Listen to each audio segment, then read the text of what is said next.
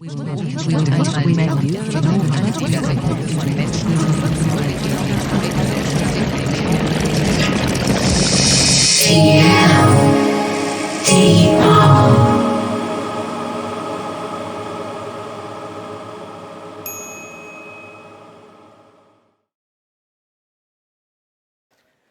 welcome. Hello. Hello.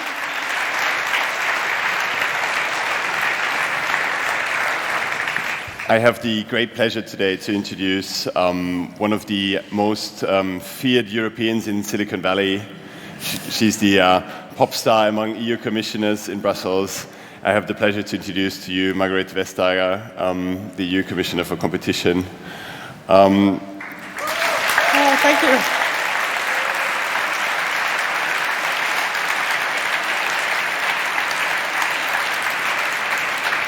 Well, so you have held a portfolio for competition since 2014. As a commissioner, you have made big headlines across Europe with the billions of euros in fines you handed down to large tech companies, among other things.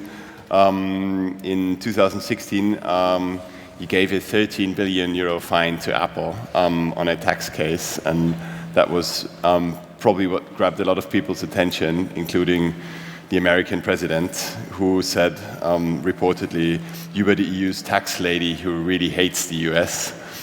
Actually, I did fact-checking on that statement, because it's correct I work with tax, and it's correct that I'm a woman, but except from that, the rest is completely untrue.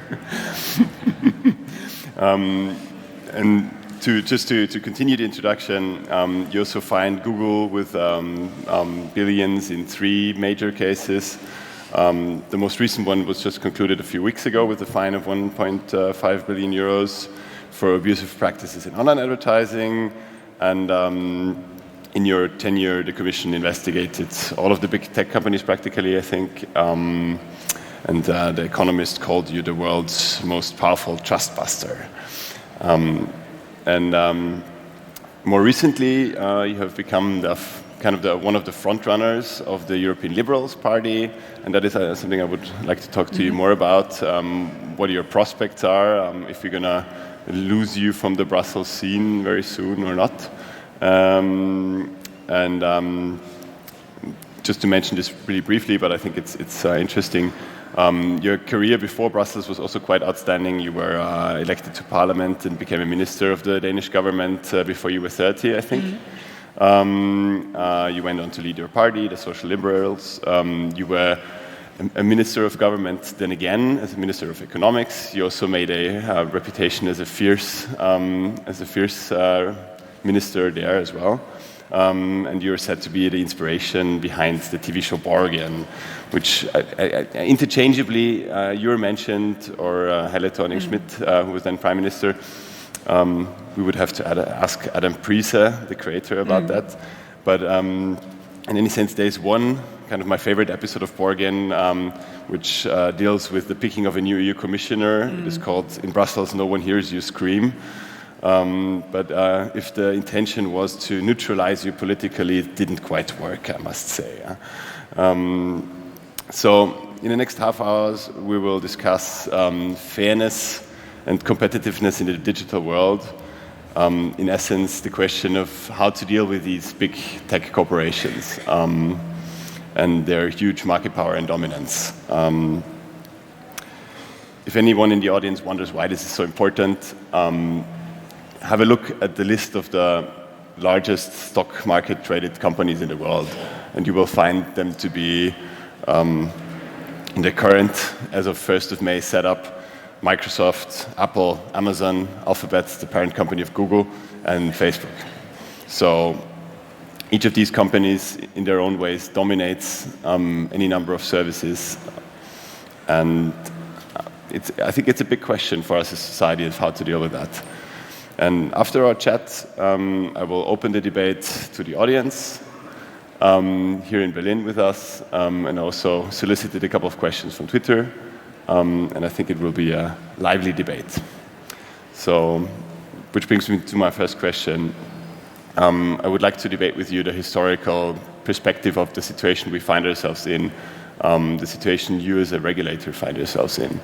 So in a recent interview with Franklin Furr for The Atlantic, you likened the current economic situation with that of the Industrial Revolution. Back then we had large trusts, we had Standard Oils and the telephone companies and the electricity companies who quickly formed monopolies, and I think that was the first time we realized as a society we have to do something about that. That's a situation that's terrible for consumers, it's terrible for competitors, it's really only good for the people who hold the monopoly power. And so some people say, scholars, economists, I just read a piece in the New York Times today by the economist who won the Nobel Prize last year, saying that in some ways this is a very anti-competitive situation for which we need remedies. And I guess my question to you is, to what extent are we in just the situation we had in the Industrial Revolution, and do we need as a society to be a lot tougher on these large tech corporations? Yes.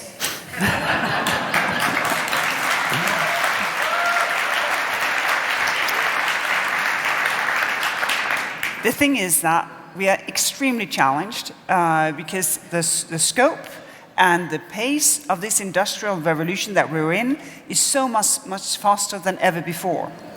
And it's everything that is influenced. It's our friendships. It's our democracy.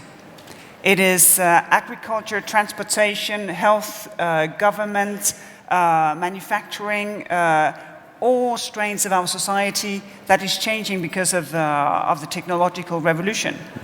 And we're not done yet, because we haven't seen the real effects of blockchain technology, quantum computing, or the biosciences that is pushing as well.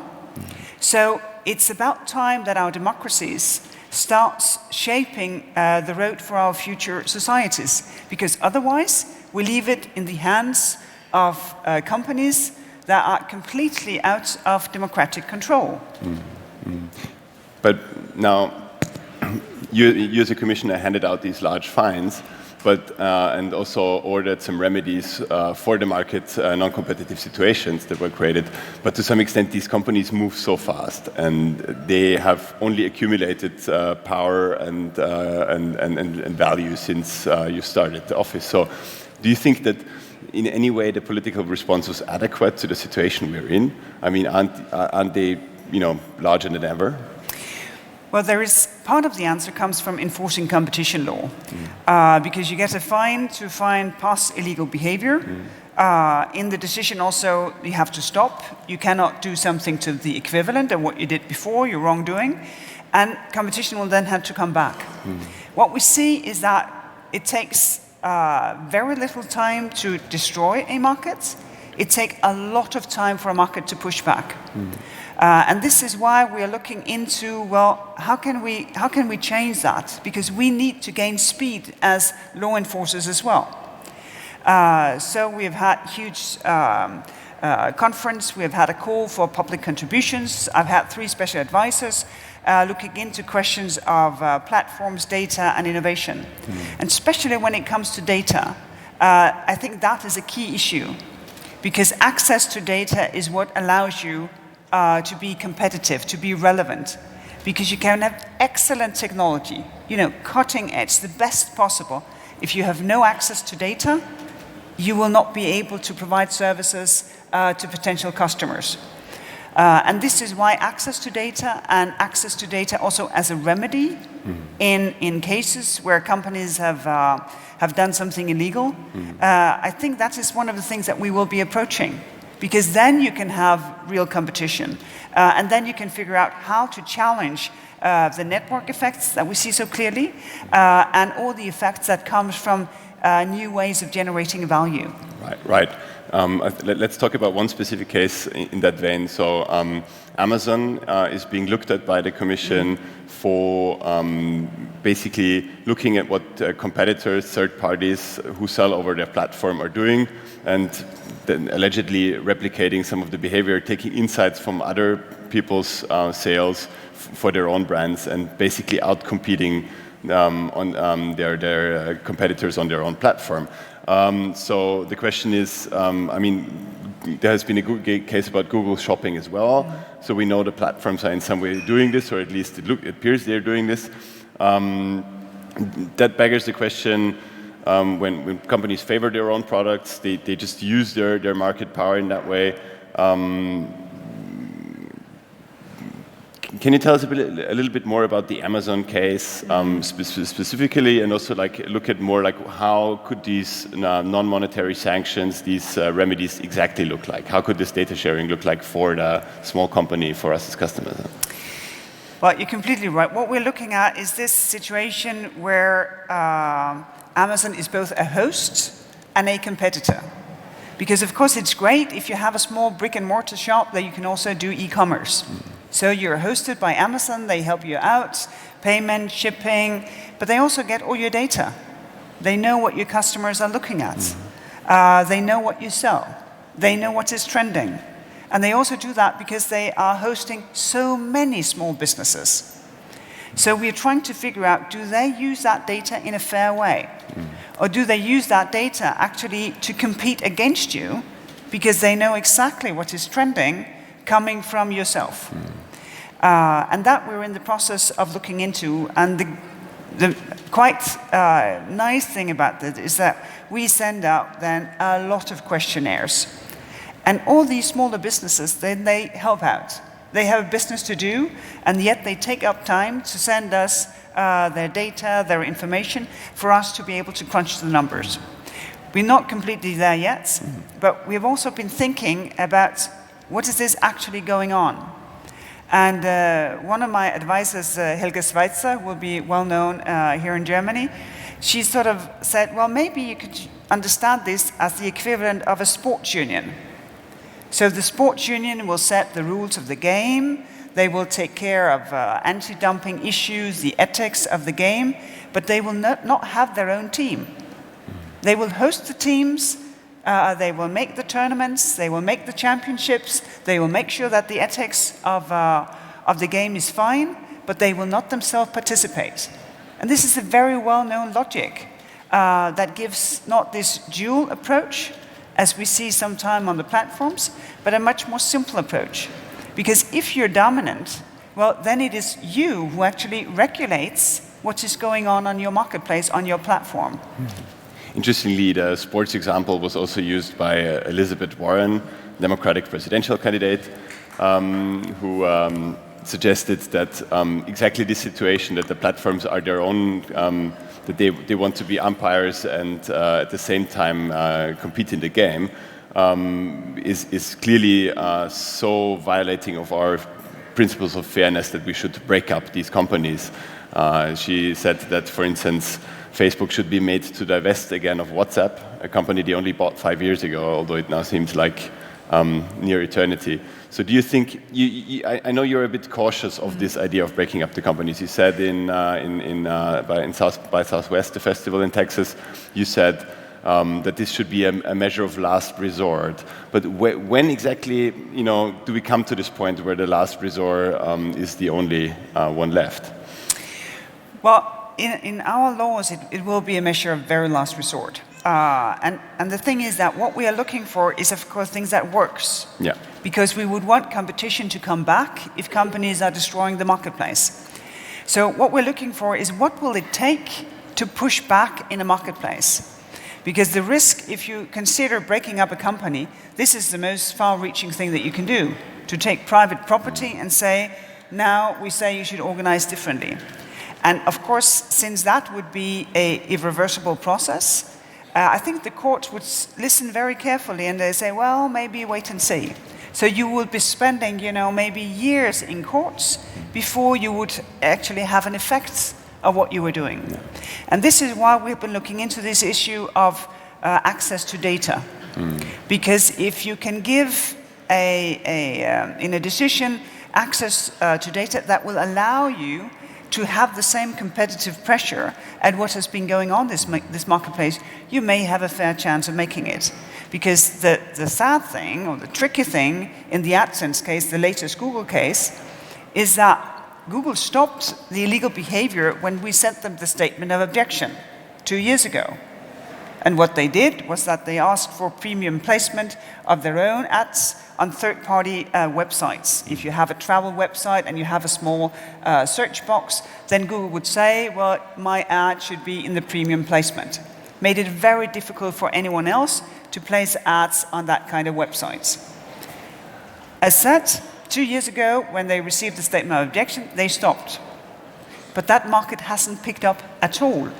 It is the same as when they stopped their behavior. And this is, of course, very thought-provoking, because this is what will it then take for other companies to push back and get into this market, which is a very important market, because here you can get a head start, also to be relevant for more customers in general search. So this is why we're thinking about, well, is access to data one of the things that would allow rivals to do better and be much more relevant for the people that they do business with? Yeah. I mean, there's a philosophical argument that when you talk about access to data, you're essentially treating the companies like a public utility. You're already saying that everyone has the right to access them, to be carried on these platforms. I talked to the writer Cory Doctorow a couple of days ago, and he made a very good argument that in some ways, if you treat them as public utilities, it will also make it very hard to break them up. So it's kind of a fork in the road. It's either or. Do you see it that way? Well, we have been trying to see if you can use the logic of a public utility, because, for instance, we allow or enable competition about those who deliver electricity. So if you want to, very often you can buy electricity that is exclusively from renewable sources, but we don't ask the same competitors to build a new grid. They can use the same grid as anyone else to provide us with electricity, because otherwise they would never get to it. We can have competition on rails, different rail providers, but they will use the same tracks, because the tracks, well, they're there, and you cannot ask anyone else to build new tracks, because otherwise they would never get to compete against you. But the tricky thing is, what will be the effect of saying that, for instance, Google Search is a public utility? That is the tricky thing. What would then be the effect of it? And how to enable it? And this is why we're thinking more about this. If you have an illegal behavior, if you're a dominant company, well, that has a consequence. And that may be sort of more straightforward, getting to the result that we want, that other businesses will have a fair chance of competing. That, of course, entails that we as consumers are sufficiently curious to do something else than just stay locked in our small universes. So how many have recently tested another search engine? It's a very tech-savvy crowd, one has to say, so we see a couple of hands. But this is a very good show. And you saw how few people actually did that. There is a German search engine, Clicks. There's a French one, Quant. They both provide for much better privacy than anyone else. This should be the crowd to test it. Yeah, you use Quant. I think I've read in interviews. Yeah. Yes. There's another example of this that I wanted to talk about. It's the example of messenger services. Most of us use WhatsApp or Signal or Telegram or whatever. And the Commission recently published this very interesting paper, Competition Policy in the Digital Era. And there you could read an interesting chapter about what is in the jargon called full protocol interoperability. So the idea that the messenger service should be opened, like email, so that when I use, my granny uses WhatsApp, I can send her a message from Telegram, and all these services would be interoperable. So do you think that is something the European Union should regulate, or should use existing powers to regulate? Because I've not heard anyone. In Germany, you have Justice Minister Barley propose this, but there hasn't really been a large political debate. So should we have one? But I think this is very important, because this is exactly what can make sure that we break out of sort of the confinement of just one service, one universe, and not keep inviting other people in, because that is part of the network effect, that we say, well, I'm on WhatsApp, I would like to exchange messages with you, so would you please come on WhatsApp as well? But maybe your preferred services would be Signal or Telegram or something else. So if we could push for that, then we would also have a very different approach. And we know that from text messages, that we can send text messages even though we have very different providers, different type of telco companies. So it's a completely well-known way of doing things, and it's also what allows for real multi-homing. And multi-homing is also what I think keep us open to new services, innovative services and products that other businesses would like to give to us. And that can only happen when they can work together. Yeah. And so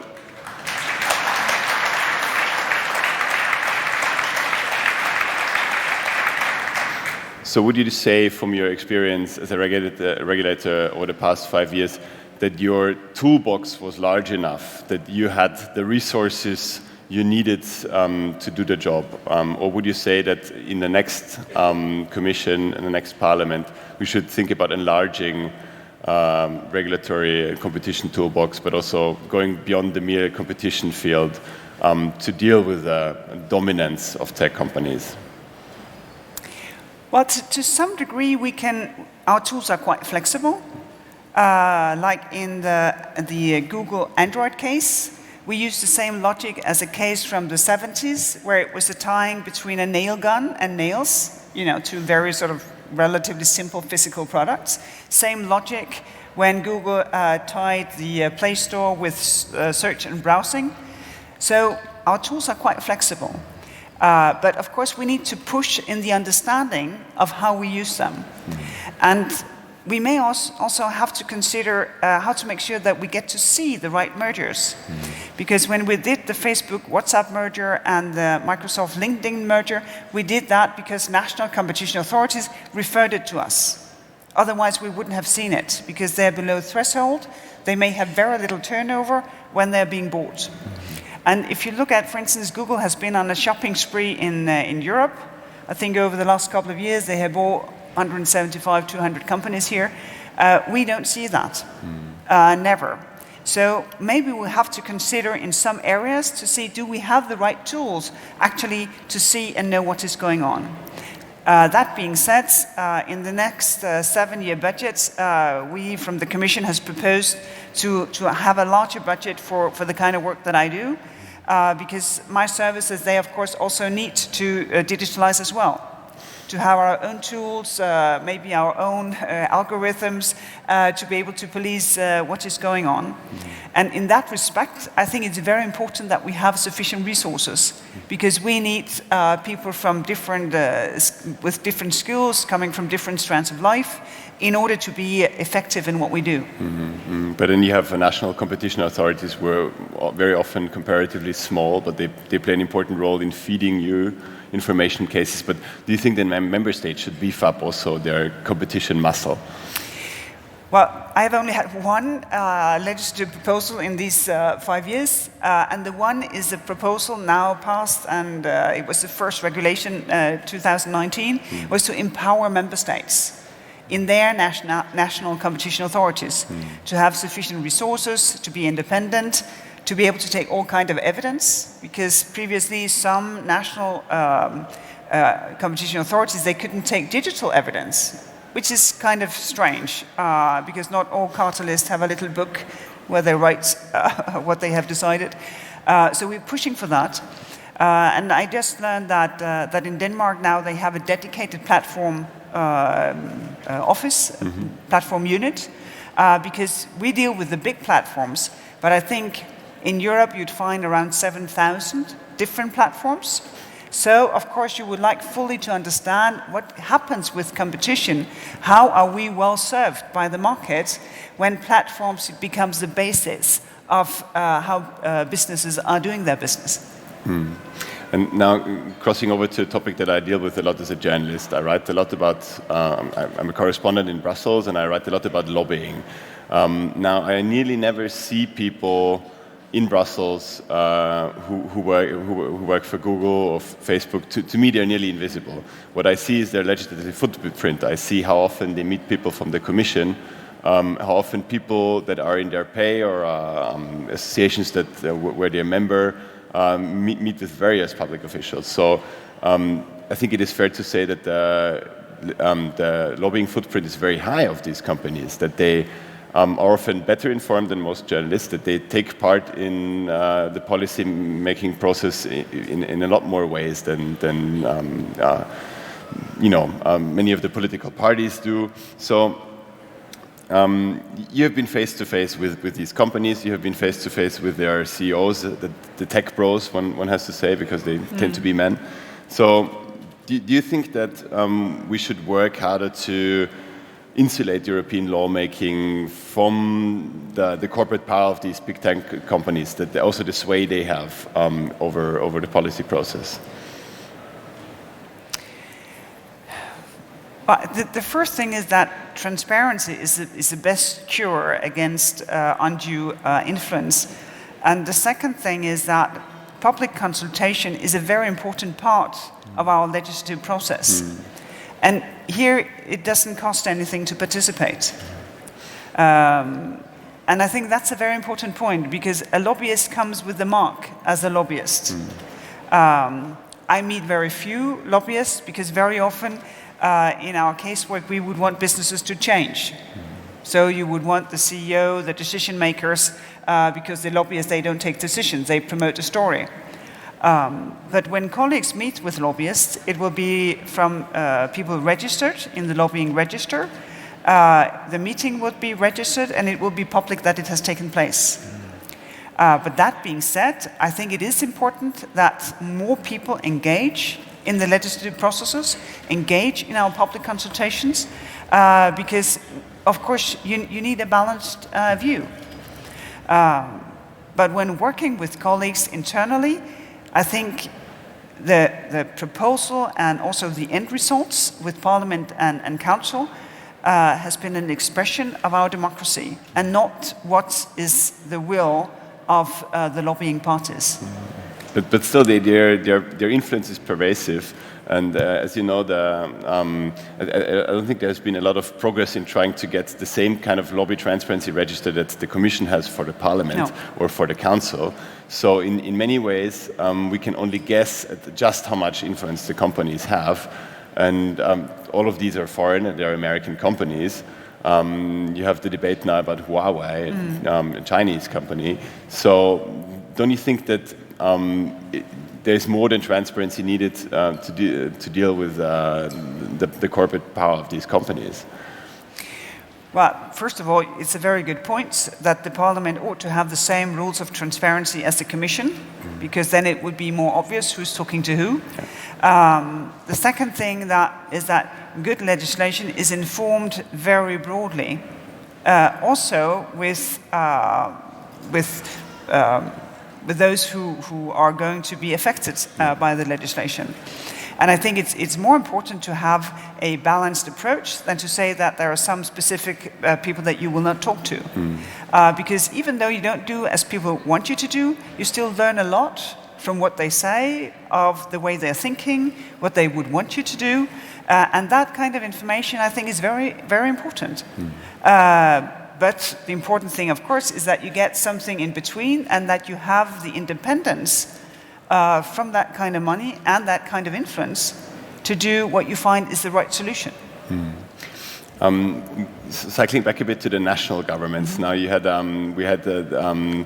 you blocked the merger of Siemens and Alstom, two very large companies. This kind of riled a lot of politicians, or at least a few in Germany and France. And there was talk of shouldn't we allow more leeway in competition policy, have less stringent enforcement to allow for the creation of national champions? Now the German conservatives put it in their election program, not only calling for national champions, but also calling for digital champions. So I understand you find this idea a bit suspect of giving more weight to larger corporations. But do you think that, in some way, that argument holds water, that when you have all these digital companies, almost all the big ones are American, that we need to kind of create more competition breathing space to have a similar type of European corporations in the digital sphere? Well, I think the problem has been that we were not thinking about what will it take to grow a big, also digital business in Europe. It's only recently that we have established a digital single market, so that it also makes sense to think garage, global, from a European point of view. It's only now that we're trying to push for a European capital market to be there when you go from startup to scale up. Because Europe doesn't lack talent. If you look at the startup scene and the ecosystems, they have changed to a very large degree. There's a completely different dynamic now than just 10 years ago. But we need scale, and you need capital.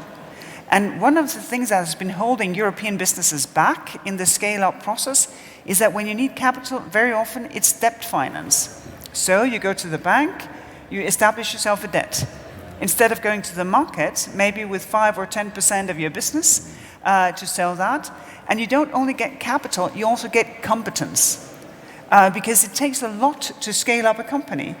Sometimes also more than what the original entrepreneur and the team around him or her would be able to do.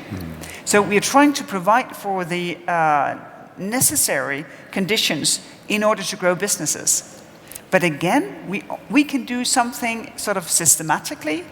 We can address market failures, like in the important projects of microelectronics. But we also need customers. We also need citizens to say, well, I will not be happy. I will not be satisfied with what I am presented with. We would want to take control. And if you look at the digital citizen right that we got last year, the GDPR, I think many people share my frustration that it's great to have rights, but it's even better to be able to exercise them. And if we want that could have given a larger applause, I think. No, but the point is to say that if we want a data democracy, then a lot of things will have to happen also among ourselves. To say, well, we will not only wait for law enforcers and politicians to sort this out, we want to be part of this process. And we want to be part to take the opportunities that comes with it. Because otherwise, we will also not have the necessary information actually to know what it is that is going on. This is actually a previous question from the audience. I got on Twitter before, and somebody wrote, well, you know, GDPR is exactly this case, as you said. It's a great law, but it has, the enforcement strategy has been sometimes left wanting, also maybe for the lack of resources of the regulators. But now, how do you see this from the point of view of the Commission, where you sit there and you might take a very muscular approach, but then the Commission very often either has no sway over national authorities to properly implement the laws, or the Commission itself might prefer self-regulation, as in many fields they have done in digital policy, in anything from dealing with hate speech or disinformation, but also dealing with things like the common charger for smartphones. So do you think that in some ways we haven't really thought through our enforcement strategies? Do you think that self-regulation was kind of the wrong track for many of these issues? Well, I think the approach is changing because if you look at the rules that our national data protection agencies are now policing, they have much more teeth than what they used to have. Google got a fine by the French Data Protection Authority of 50 million euros for not being clear and transparent about how data is being protected. So I completely agree, it is work in progress, but there is progress. The second thing is that I think we need also the market to pick up here.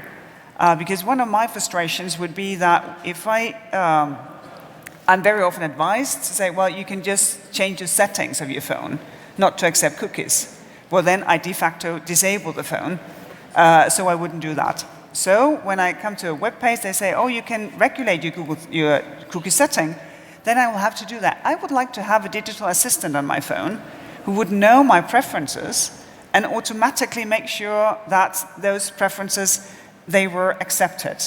because we still have a long stretch to go before all our services is made with privacy by default. So we both need a regulatory response and a market response, because here there is a market opportunity, and that ought to be a driver. I have mentioned it before, but the new European search engine, part of their drive to be launched is actually to be designed with privacy by default. And that push is very important. It is sad that we are to be helped by scandals, but I think that the scandals, for instance, of Facebook Analytica, was a wake-up call with no snooze. A lot of people realize that, oh, this privacy, it may not be so innocent, that there actually are very good reasons to protect yourself. Because if you protect yourself, actually, you also protect our democracy. But see, I think it's a very good point.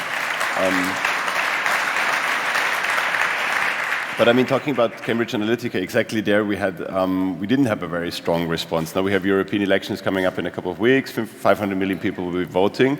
But we still have this kind of patchwork, tumblework of 28 different electoral laws. Most of them have no bearing on digital advertising, don't regulate it in any way. The platforms have rolled out their own version of transparency. Do you think that here the response has been entirely adequate to leave it to the platforms to make the new rules? No, but I think in lack of common rules, I think it's better that we have some awareness of what is going on. And a number of platforms, also the bigger ones, they will now sort of mark political advertising. There's still some stretch to go, because you would also want that marking on content, because it's not only those who are responsible for the advertising that can be political. Also, when it comes to the content from somewhat opaque responsible people, you would have the same marking. But when there is a sort of resort to a more voluntary or self-regulatory approach, it's because of speed. Because sometimes it's better to have some solution than to wait for the full solution while having everything just become wilder and wilder in the meantime. So the next Commission should ask the Member States for very comprehensive joint framework for electoral rules. But I think indeed that the next Commission will have to take sort of the technological revolution as one of the givens that will have to inform everything we do.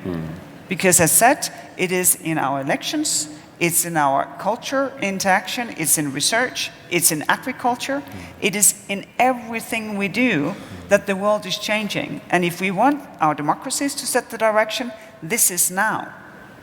All right.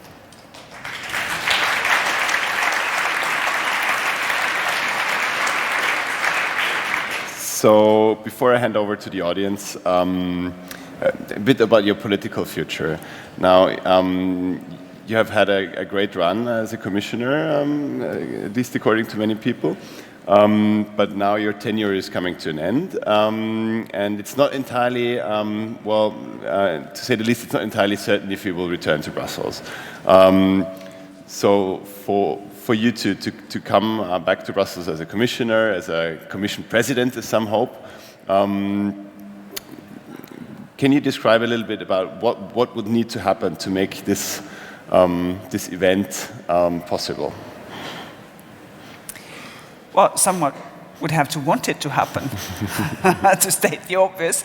No, the thing is that I am from the social liberal family, and we have set up a team for the European election to say, well, these 7 people, 5 women and 2 men, represent sort of the social liberal family. In order to sort of try to say, well, who is who in Brussels is important, but the most important thing is how we want to deal with climate change, with how to stay competitive, how to have a bigger global footprint as Europeans, how to be more confident. And I know it is very interesting who is who in Brussels, but I think for most voters, not top of mind. Top of mind is to figure out how do we deal with this world. So, thank you. So we have tried to set that aside because I think one of the things that people are really turned off is if an election is about who's going to have what job. And anyway, you know, I have fallback positions. I have been flying so much in my mandate that I can be planting trees for probably a decade to make up for that.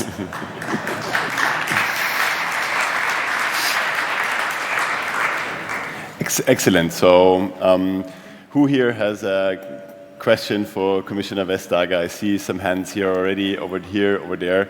But maybe we can take one from the. Yeah. Okay. Oh, yeah, great. Sorry. Hi. Hi. I took your point very well about, Alexander put my question to you about whether we're going to make it harder to break up the companies, and that might be hard. I think, though, that you'll admit that making companies smaller will make them smaller. And so, given that, do you worry that some of the regulations like TerraReg and the Copyright Directive put a floor under how small we can make these companies because the duties require the largest companies to perform them? Well, one of the reasons why I think there is a risk of a situation as in this legend of the Hydra, you know, you cut off the head and poof, you have 7 new ones, is that you have the network effects. And we are very conscious of the fact that you can have a dominant position in this market way before you would have sort of the market share that sort of in an old school economy would suggest to us that you had a dominant position. And in the discussion, for instance, about the Copyright Directive, there's been, I think, a very strong sensitivity to exactly this point. Well, how can you make sure that you get the balance right? So that smaller companies, they have one set of rules, and bigger companies, they will be obliged to do more. Also, as a reflection of the fact that in Europe, there's no ban of success. You're more than welcome to do good. If consumers like what you're doing, you grow. But, and that may be a very European approach as well, if you're successful, you get a new responsibility. If you're strong, if you're in power, you have a special responsibility, not to misuse that power against others. And I also see sort of the end of the copyright discussion as an expression of exactly that. Also, when it comes to the digital citizens' right, the GDPR, you have the same. That if you're a small guy, sort of your data processing obligations would be different from the big guy. But I'm not at all claiming that this is perfect. I think it's work in progress.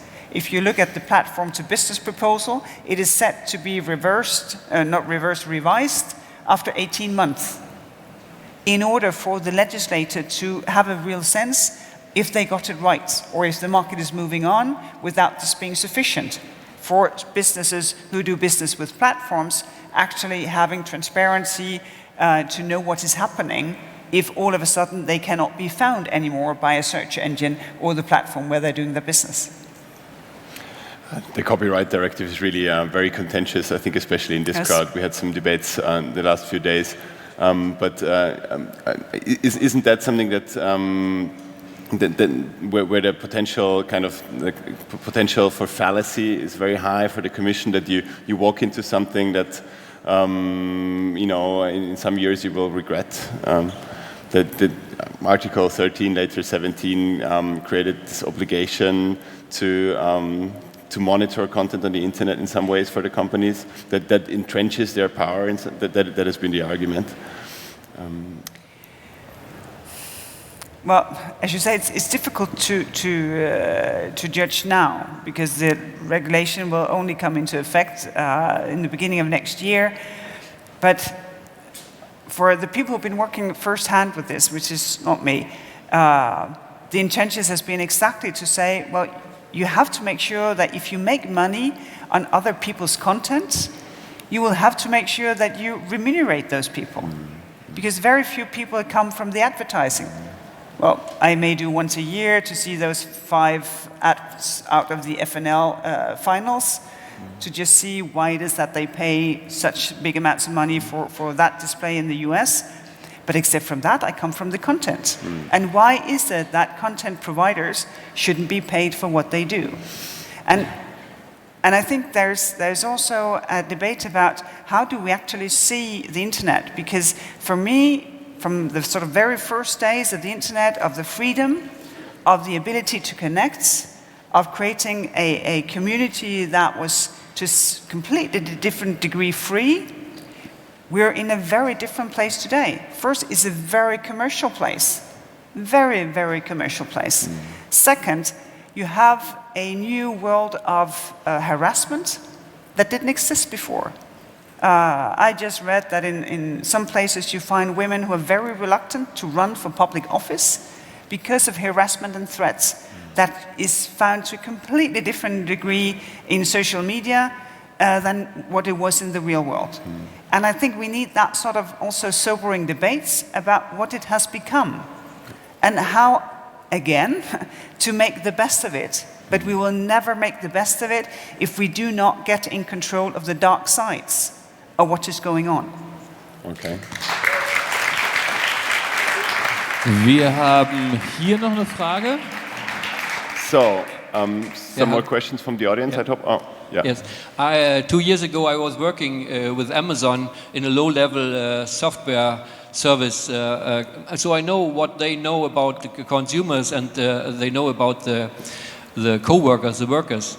And I found out that there is a decision of the European Court, Europäischer Gerichtshof, that says that everybody has the right to go to court or to make to call if he has been damaged by a market strong or monopoly company.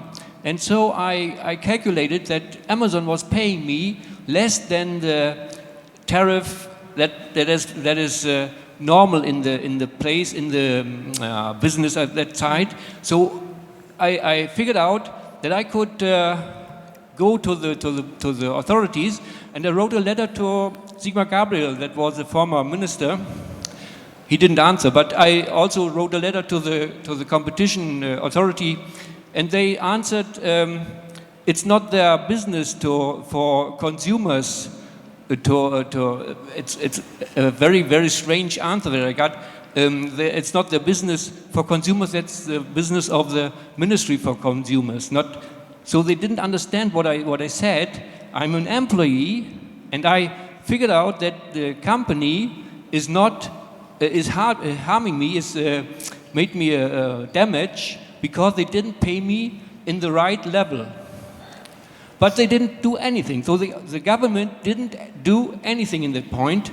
So I think we shouldn't call them monopolies, we shouldn't call them champions, we should call them dinosaurs. Because there will be coming a big bang, economic big bang, it's around the corner, and I think that will destroy these big dinosaurs. That remains to be seen. But the point taken that there is cause for, in my own home country, Denmark, we have very strong social partners. And they, I think, would say, well, here there's a call for taking a company to court. For instance, if there is a big construction work and you have subcontractors, and these subcontractors will not live up to their obligation, they would be taken to court. But as a consumer, you would have a right as well. If you take the truck cartel, we have the 6 main truck makers in Europe cartelized for 14 years. They had to pay a huge fine. I think it was 4.8 billion euros. But that was just part of it, because the other part of it, that now they're faced with numerous numbers of litigation for private damages. Because so many transport companies in Europe, they say, well, we could have done better if it wasn't for you cartelizing. And that's also part of the deterrence, that you shouldn't do things that are illegal, because yes, eventually regulator, law enforcers will catch up with you, but also the risk of private damages will be there then to damage you, to make it right to people. Right. Yeah, there's a lady in the back there. Ich mache trotzdem erstmal ganz kurz hier und dann gehe ich zu der anderen Seite rüber. Dankeschön. I'll try to be bold and I'll ask 2 questions. In February you had a conference. Sorry, but could you cut it down to one? Would it be possible so that we can get other people as well? That's a toughie. Okay. All right. In February you had a conference called Shaping Competition. I watched it, I streamed it. It was highly interesting. One of the high points was a keynote from Jean Tirole, who was Nobel Prize economist, right? And he said that, I think the whole keynote is great, it's still accessible, everybody should watch it, I think, it's 20 minutes, it's really good. He said that not all issues that we're seeing here with the market distortions, can be solved by antitrust and competition law. I was very happy that that was being said, because the German Ministry of Economics point is, I will just beef up the National Antitrust Enforcement Agency and we'll beef up competition law, and that's that. I think there's a lot of part of the issues that we're facing are neighboring problems that are outside of the scope of competition law. Well, are you coordinating this? Because that is, as far as I understand, outside of the reach of DG Competition. Are you coordinating with the other commissionaries about these kind of market distortions? Because I think you're right, we have market failures that cannot be solved by competition law, but they need to be solved elsewhere. But that point is completely well taken. You know, even though with the powers coming from 500 million Europeans, it's a big hammer, but that doesn't make everything a nail. And this is why competition law enforcement and regulation will have to go hand in hand. This is why we need the platform to business proposal. This is why we need the new deals for consumers. This is why we need sort of the regulation that comes and then sort of say, well, this was the casework, now these are the rules for everyone. We've had it, for instance, with the fees on credit cards. We had a number of cases with credit card fees that were way too high, and that then turned into regulation that now regulates and put a cap on the fees that we pay with our credit cards. And it's the same method. You have the case that shows that something has to be dealt with, and the case is concluded, and then you have legislation that will then frame the whole thing and give it direction. So next question over here. Hi. Hello? In the beginning you were talking about the example of Amazon, and we had 2 scenarios, and one was the sports union metaphor where Amazon wouldn't be able to partake in the same competition on the own platform anymore, and we also talked about that fairness could be accomplished via data distribution to all competitors. So I think that's 2 scenarios, so I don't quite understand which one would you be pushing for. So is it Amazon that cannot partake or cannot sell on the own platform anymore, or is it more that they have to share all their insights about trending sales? Because I think it would be very difficult for Amazon to decide what is kind of a secret that we just have and what should be open to the public. I mean, obviously they wouldn't want to share it, but even if we say, hey, you have to share it, how would we know if they share 100% of what they should? But that's a very good point. But before we have to make any of that choices, of course, we have to prove that Amazon is doing something wrong. And we're still in the phase where we're crunching data to see, well, what will actually be the case. And the reason why it's a good time to have this discussion is, of course, also to inspire businesses as to how do they themselves think about what they will do in future behavior. How will they set up a platform? What will be the kind of responsibility they will get if they become a dominant platform? Because the thing is, with dominance, then you become de facto the rule setter. And this is why this example with the sports union, for me, I think is a relevant framework for your line of thinking. So I think that you will see in the future different outcomes depending on the cases. Because data sharing, that things can work together, is part of keeping the market open as such. And the Digital Citizens' Rights, GDPR, is not in any way against data sharing or data coming together in large pools. It all depends on the way you do it. And I think that for Europe, it's a strong point to say, well, we will push for innovation, but we will do that in a way that respects European values. And one of them is fair competition. It's in the treaty, it was there from the very first days. And this push, I think, can come with different types of solutions in different cases. And this is why this is not the point yet to choose. Great. We have one last question. That would be great. No, sorry, but I really have to intercede here. We had 3 men asking questions before, so I would like to get at least one other non-man to ask. I'm sorry for the intervention here. And there's a lady up in the front with a red sweater, perhaps.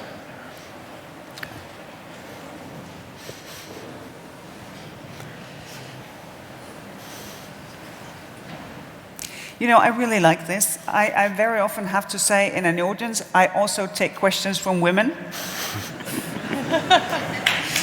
Okay. Thank you very much for your talk. I would like you to elaborate a little bit more on the idea of data sharing, because this idea of a mandatory data sharing has been brought up by several people. So what kind of data? Is it only aggregated data, also metadata, data from data analytics?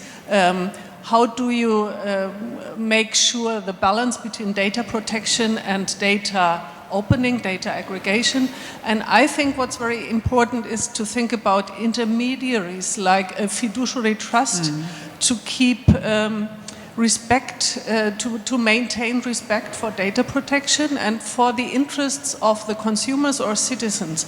So I think what's really important is to have a representation of users, of consumer organizations within this data sharing exercise, because if we don't make sure about that, I think this is a lost case. But that, I think, is very well put. I think in India, as part of their sort of process of enabling digital identity for each and every citizen, which is a great progress, because if you have an identity, then access to school, public services, all of that is much easier. In that process, they also established fiduciaries, sort of an entity in between those who want access to data and the data coming in. To be an independent, honest broker in that relationship. I think that can be one of the inspirations. I think it can be organized in different ways. Also, I don't have sort of the full technical overview as to how to make that happen. Also, because sometimes it's not only that you will have users coming from sort of the same line of data creation, but you will also have different sorts of data. Could be data that is not strictly personal, but is created because the way we personally interact. But it could also be inferred data. It could be data that are publicly funded, like data on weather or national geography. Or it could be the Internet of Things data, all the data produced by all the many machines around us. And in order to do that, you may want to make different setups as to how to enable it. But for many different businesses, access to data and sharing of data would be sort of the consumer, would benefit the consumer, because then the barriers to entry in that market would be so much lower. Take, for instance, agriculture, where you have seeds, pesticides, and machinery coming together. The machinery will combine data from weather, soil quality, how seeds respond to different kinds of treatments. If that data is proprietary, if it's owned by only the one who produces the machine, it will be very, very difficult for anyone else to enter that market. And it would make the farmer left with very few choices, but to do as the machinery is suggesting. And this is why access to data becomes a great benefit for the consumer. So there's also a sort of weighted interest that very often it will be the interest of us as consumers, as citizens, that data are being shared. Well, I think we have to wrap up the session now. It was such a pleasure to have you here to talk about these issues. We might see you again next year as a commission president or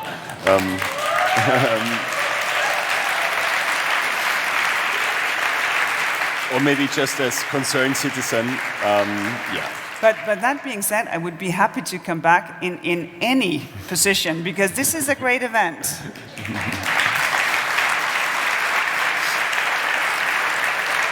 Thank you. Yeah. Commissioner Vestager, thank you so much for your time. Thank you very much.